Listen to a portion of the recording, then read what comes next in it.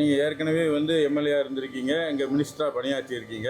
இப்போ இந்த பகுதியில் நீங்கள் மக்களை சந்திக்கும் போது உங்களுக்கான களம் என்பது எப்படி இருக்கிறது?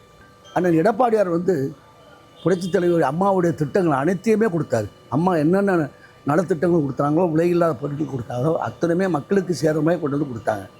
அந்த அடிப்படையில் எடப்பாடியார் தான் 4 ஆண்டு காலம் பொற்கால ஆட்சி தந்தார். அதனால் எடப்பாடியார் தான் வரணுங்கிற முதலமைச்சர் அவர்களுக்கு தகுதியானவர் எடப்பாடியார் தான் என்பதில் மக்கள் ஏகோபித்த முடிவோடு இருக்கின்றார்கள்.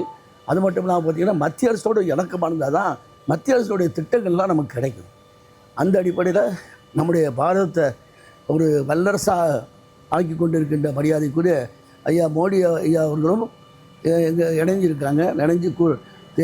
கூட்டணியாக நாங்கள் இருந்து போட்டிடுறோம். அதனால் எங்களுக்கு மக்கள் மத்தியில் நல்ல வரவேற்பு இருக்குது. இந்த தொகுதிக்கு நாங்கள் பல திட்டங்கள் செய்ய வேண்டியிருக்கு. அதாவது நெருக்கடி, இன்றைக்கி வாகன நெருக்கடி எங்கள் டிராஃபிக்கில் பார்த்திங்கன்னா ரொம்ப இதாக இருக்குது. அதுக்கு ஒரு நல்ல வல்லுநர் வச்சு நல்லா செஞ்சு கொடுக்கணும்.